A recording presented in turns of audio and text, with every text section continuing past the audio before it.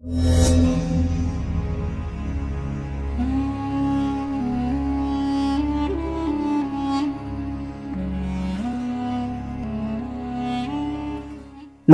ಸ್ನೇಹಿತರೆ, ಗತಯುಗದ ಇತಿಹಾಸ ಸರಣಿಗೆ ನಿಮಗೆಲ್ಲ ಆತ್ಮೀಯವಾದ ಸ್ವಾಗತ ಸುಸ್ವಾಗತ. ಸ್ನೇಹಿತರೆ, ಜೈನ ಧರ್ಮದ ಜನರ ಆಹಾರ ಕ್ರಮದ ಬಗ್ಗೆ ನಿಮಗೆ ಗೊತ್ತಾ?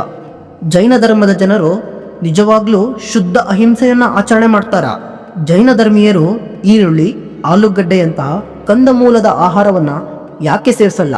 ಹಾಗಾದರೆ ಜೈನ ಧರ್ಮದವರ ಆಹಾರ ಕ್ರಮನಾದರೂ ಏನು? ಈ ಎಲ್ಲ ಪ್ರಶ್ನೆಗಳಿಗೂ ಈ ವಿಡಿಯೋದಲ್ಲಿ ಉತ್ತರ ಕೊಡ್ತೀನಿ. ನಾನು ಹೇಳ್ತಿರೋ ವಿಷಯ ನಿಮಗೆ ಸಂಪೂರ್ಣವಾಗಿ ಅರ್ಥ ಆಗಬೇಕಾದ್ರೆ ಈ ವಿಡಿಯೋವನ್ನು ಕಂಪ್ಲೀಟಾಗಿ ನೋಡಿ. ಅದಕ್ಕಿಂತ ಮೊದಲು ನಮ್ಮ ಚಾನಲನ್ನು ಲೈಕ್ ಮಾಡಿ, ಶೇರ್ ಮಾಡಿ, ಸಬ್ಸ್ಕ್ರೈಬ್ ಮಾಡಿ, ಬೆಲ್ಲೈಕನ್ ಒತ್ತುವ ಮೂಲಕ ನೋಟಿಫೈ ಆಗಿರಿ. ನಿಮ್ಮ ಸಪೋರ್ಟ್ ನಮಗೆ ಬಹಳ ಮುಖ್ಯ.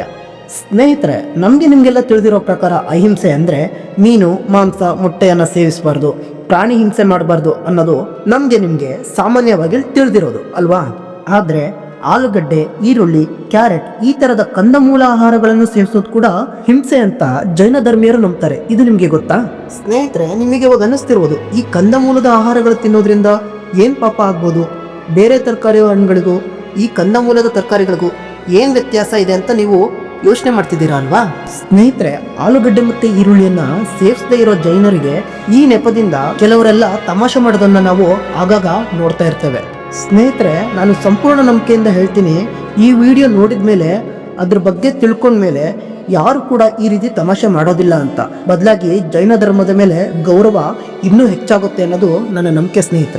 ಸ್ನೇಹಿತರೆ, ಪ್ರಭು ಮಹಾವೀರರು ಜೈನ ಧರ್ಮದ ಆಹಾರದ ವಿಚಾರದಲ್ಲಿ ಎಷ್ಟು ಸೂಕ್ಷ್ಮವಾಗಿ ಯೋಚನೆ ಮಾಡಿದ್ದಾರೆ ಅಂದರೆ ನಾವು ಅದನ್ನು ಊಹಿಸ್ಕೊಳ್ಳೋಕ್ಕೂ ಸಾಧ್ಯ ಇಲ್ಲ. ಈಗ ನಾನು ಹೇಳಕ್ಕೆ ಹೋಗ್ತಿರೋ ವಿಚಾರ ನಿಮಗೆ ಅರ್ಥ ಆಗಬೇಕಂದ್ರೆ ನೀವು ಕೆಲವೊಂದು ವಿಚಾರಗಳನ್ನ ತಿಳ್ಕೊಬೇಕಾಗತ್ತೆ. ಅದರಲ್ಲಿ ಜೀವಿಗಳು ಎಷ್ಟು ಥರ ಇದೆ ಅಂತ ನೀವು ಮೊದಲು ತಿಳ್ಕೊಬೇಕು.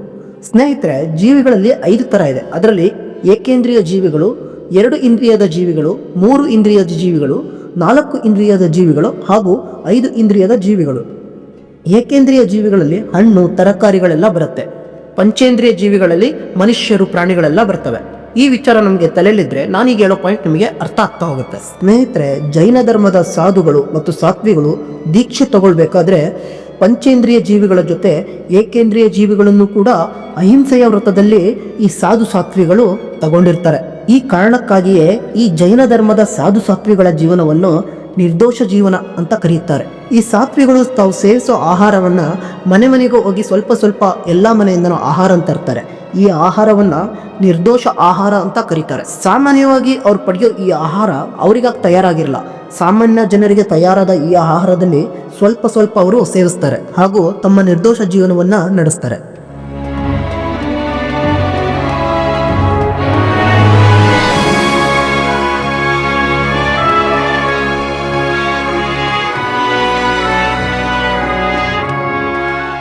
ಈ ಜೈನ ಧರ್ಮದಲ್ಲಿ ದೀಕ್ಷೆ ತಗೊಳ್ಳದೇ ಇರೋ ಕೆಲವು ಜನ ಇರ್ತಾರೆ. ಇವರನ್ನ ಶ್ರವಕ ಮತ್ತು ಶ್ರಾವಿಕರು ಅಂತ ಕರೀತಾರೆ.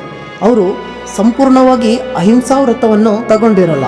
ಆದರೆ ಈ ಶ್ರವಕ ಮತ್ತು ಶ್ರವಿಕರ ಪ್ರಯತ್ನ ಏನಂದ್ರೆ ಆದಷ್ಟು ಕಡಿಮೆ ಹಿಂಸೆ ಆಗಬೇಕು ಅನ್ನೋದು, ಹಾಗೂ ಅವರ ಕೈಯಲ್ಲಿ ಎಷ್ಟು ಅಹಿಂಸೆಯನ್ನು ಆಚರಣೆ ಮಾಡಕ್ ಸಾಧ್ಯನೋ ಅಷ್ಟು ಅಹಿಂಸೆಯನ್ನ ಆಚರಣೆ ಮಾಡಬೇಕು ಅನ್ನೋದು ಆಗಿರುತ್ತೆ. ಸ್ನೇಹಿತರೆ, ಜೈನ ಧರ್ಮದ ಪ್ರಕಾರ ಯಾವುದೇ ಜೀವಂತವಾಗಿರೋ ವಸ್ತು ಅಥವಾ ಜೀವಿಯನ್ನು ಹಿಂಸೆ ಮಾಡಿ ತಿನ್ನೋದು ಪಾಪನೇ ಆಗಿರುತ್ತೆ. ಅದು ಏಕೇಂದ್ರಿಯ ಜೀವಿಯೇ ಆಗ್ಲಿ ಅಥವಾ ಪಂಚೇಂದ್ರಿಯ ಜೀವಿಯೇ ಆಗ್ಲಿ, ಅದು ಪಾಪನೇ ಆಗಿರುತ್ತೆ. ಹಾಗಂತ ಸಂಪೂರ್ಣವಾಗಿ ಉಪವಾಸ ಇರಕ್ಕಂತೂ ಆಗಲ್ಲ ಅಲ್ವಾ? ಸ್ನೇಹಿತರೆ, ಅದಕ್ಕಂತಾನೆ ಭಗವಾನ್ ಮಹಾವೀರರು ಅನೇಕ ಮಾರ್ಗಗಳನ್ನು ತೋರಿಸಿದ್ದಾರೆ. ಈ ಮಾರ್ಗಗಳಲ್ಲಿ ವಿವೇಚನಾ ಮಾರ್ಗ ಬಹಳ ಮುಖ್ಯವಾಗಿಬಿಡುತ್ತೆ. ಸ್ನೇಹಿತರೆ, ಈ ವಿವೇಚನಾ ಮಾರ್ಗ ಅನ್ನೋದನ್ನ ಧರ್ಮ ಅಂತ ಕೂಡ ಕರೀತಾರೆ, ಹಾಗೂ ಈ ಧರ್ಮವನ್ನ ಎಲ್ಲ ಜೈನ ಧರ್ಮದವರು ನಂಬ್ತಾರೆ. ಈ ವಿವೇಚನ ಮಾರ್ಗಕ್ಕೆ ಜೇರಣ ಮಾರ್ಗ ಅಂತ ಕೂಡ ಇನ್ನೊಂದು ಹೆಸರಿದೆ. ಎಲ್ಲಿ ವಿವೇಚನ ಅಥವಾ ಜೇರಣ ಮಾರ್ಗ ಇಲ್ಲವೋ ಅಲ್ಲಿ ಪಾಪ ಕಾರ್ಯ ಶುರು ಆಗುತ್ತೆ ಅನ್ನೋದು ಜೈನರ ನಂಬಿಕೆ.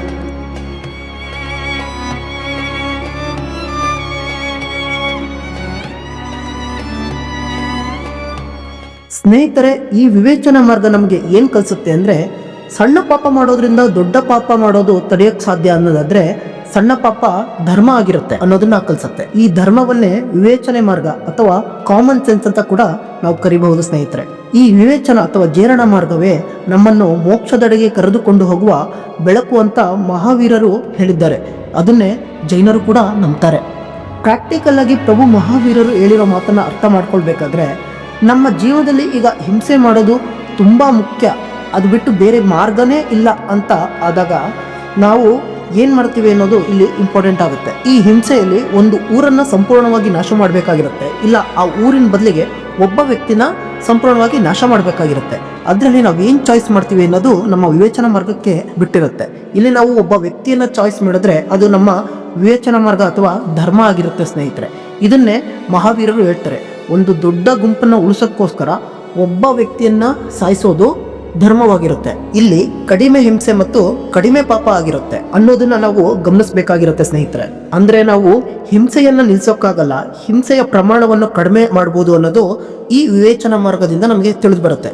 ಪ್ರಭು ಮಹಾವೀರರು ಇನ್ನೊಂದು ಕೇಸಲ್ಲಿ ಹೇಳೋ ಪ್ರಕಾರ 100 ತರಕಾರಿಗಳು ಅಥವಾ ಒಂದು ಪಂಚೇಂದ್ರಿಯ ಜೀವಿಯನ್ನು ನಾಶ ಮಾಡಬೇಕು, ಇವೆರಡರಲ್ಲಿ ಯಾವುದನ್ನ ಚಾಯ್ಸ್ ಮಾಡಬೇಕು ಅನ್ನೋದಾದ್ರೆ 100 ತರಕಾರಿಗಳನ್ನ ಚಾಯ್ಸ್ ಮಾಡಬೇಕಾಗತ್ತೆ. ಯಾಕಂದ್ರೆ ಒಂದು ಪಂಚೇಂದ್ರಿಯ ಜೀವಿ ಸರ್ವೋತ್ತಮವಾಗಿರುತ್ತೆ ಹಾಗೂ ಪಂಚೇಂದ್ರಿಯ ಜೀವಿಯನ್ನೇ ಬದುಕಿಸೋದು ವಿವೇಚನಾ ಮಾರ್ಗದ ಧರ್ಮವಾಗಿರುತ್ತೆ. ಸ್ನೇಹಿತರೆ, ಈಗ ನಾನು ಹೇಳಿದ ವಿಚಾರ ನಿಮಗೆ ಅರ್ಥ ಆಗಿದೆ ಅನ್ಕೊಂತೀನಿ. ಇವಾಗ ಮೇನ್ ವಿಚಾರಕ್ಕೆ ಬಂದ್ಬಿಡೋಣ. ಯಾಕೆ ಜೈನರು ಆಲೂಗಡ್ಡೆ ಮತ್ತು ಈರುಳ್ಳಿ ಬೆಳ್ಳುಳ್ಳಿಯನ್ನು ತಿನ್ನಲ್ಲ ಅನ್ನೋದು. ಸ್ನೇಹಿತರೆ, ತರಕಾರಿ ಮತ್ತು ಹಣ್ಣುಗಳಲ್ಲಿ ಅನೇಕ ವಿಧಗಳಿವೆ. ಅದರಲ್ಲಿ ಕಂದಮೂಲದ ತರಕಾರಿಗಳು ಅವುಗಳು ಯಾವ್ಯಾವ ಅಂದರೆ ಈರುಳ್ಳಿ, ಆಲೂಗಡ್ಡೆ, ಕ್ಯಾರೆಟ್, ಬೆಳ್ಳುಳ್ಳಿ, ಶುಂಠಿ ಇವೆಲ್ಲವೂ ಭೂಮಿಯ ಒಳಗಡೆ ಬೆಳೆಯುತ್ತವೆ. ಅದಕ್ಕೆ ಇವನ್ನ ಕಂದಮೂಲದ ತರಕಾರಿಗಳಂತ ಕರಿತೀವಿ.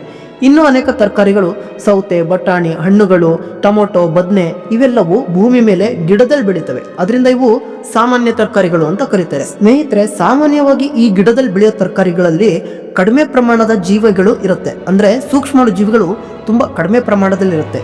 ಇದನ್ನ ಸೇವಿಸೋದ್ರಿಂದ ಕಡಿಮೆ ಪಾಪ ಆಗುತ್ತೆ ಅಂತ ಜೈನರು ನಂಬ್ತಾರೆ.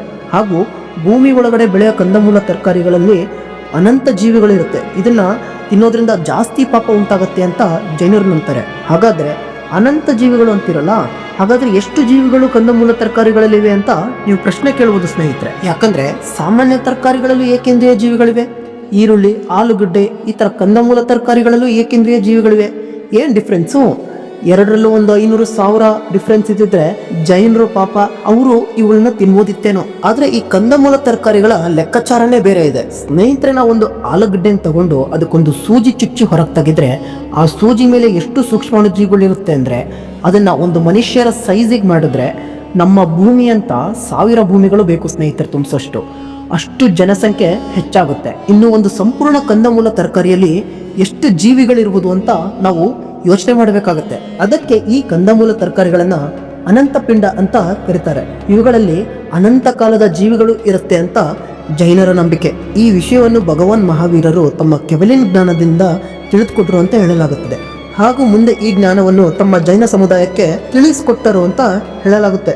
ನಾವು ಇದು ಯೋಚಿಸಬೇಕಾದ ವಿಚಾರ ಆಗುತ್ತೆ. ಯಾಕಂದ್ರೆ ಕಂದಮೂಲದ ತರಕಾರಿಗಳನ್ನು ತಿನ್ನೋದ್ರಿಂದ ನಾವು ಎಷ್ಟು 1000 ಲೆಕ್ಕವಿಲ್ಲದಷ್ಟು ಜೀವಿಗಳನ್ನ ನಾಶ ಮಾಡ್ತೀವಿ ಅನ್ನೋದು ಮನುಷ್ಯ ಯಾವಾಗಲೂ ಕೂಡ ಲೆಕ್ಕಾಚಾರ ಮಾಡೋಕ್ಕಾಗಲ್ಲ.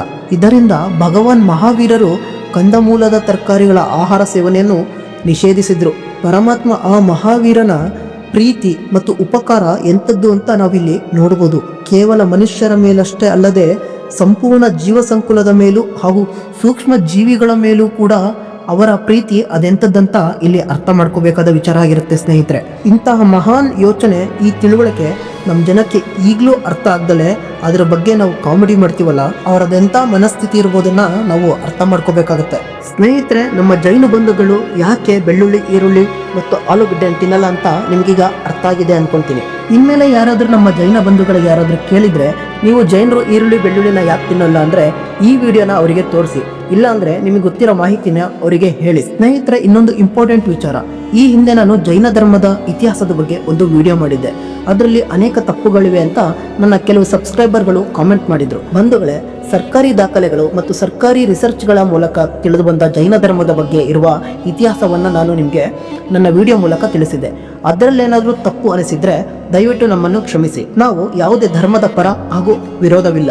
ಇತಿಹಾಸದ ಮಾಹಿತಿಯನ್ನು ಮಾಹಿತಿಯಾಗಿಯೇ ನೋಡೋಣ. ಸ್ನೇಹಿತರೆ, ನಮ್ಮ ಚಾನೆಲ್ನಲ್ಲಿ ಇತಿಹಾಸದ ರಿಲೇಟೆಡ್ ಆಗಿ ಹಾಗೂ ಈ ಥರದ ಸ್ಪೆಷಲ್ ವಿಷಯಗಳ ರಿಲೇಟೆಡ್ ಆಗಿ ವಿಡಿಯೋಗಳು ಬರ್ತಾನೆ ಇರ್ತವೆ. ನಮ್ಮ ಈ ಪ್ರಯತ್ನ ನಿಮಗೆ ಇಷ್ಟವಾಗಿದ್ದರೆ ನಮ್ಮ ಚಾನೆಲನ್ನು ಲೈಕ್ ಮಾಡಿ, ಶೇರ್ ಮಾಡಿ, ಸಬ್ಸ್ಕ್ರೈಬ್ ಮಾಡಿ ಹಾಗೂ ಬೆಲ್ಲೈಕನ್ ಒತ್ತುವ ಮೂಲಕ ನೋಟಿಫೈ ಆಗಿರಿ. ಮುಂದಿನ ವಿಡಿಯೋದಲ್ಲಿ ಮತ್ತೆ ಸಿಗೋಣ. ಅಲ್ಲಿವರೆಗೂ ಟೇಕ್ ಕೇರ್, ಬಾಯ್ ಬಾಯ್. ಜೈ ಹಿಂದ್, ಜೈ ಕರ್ನಾಟಕ ಮಾತೆ.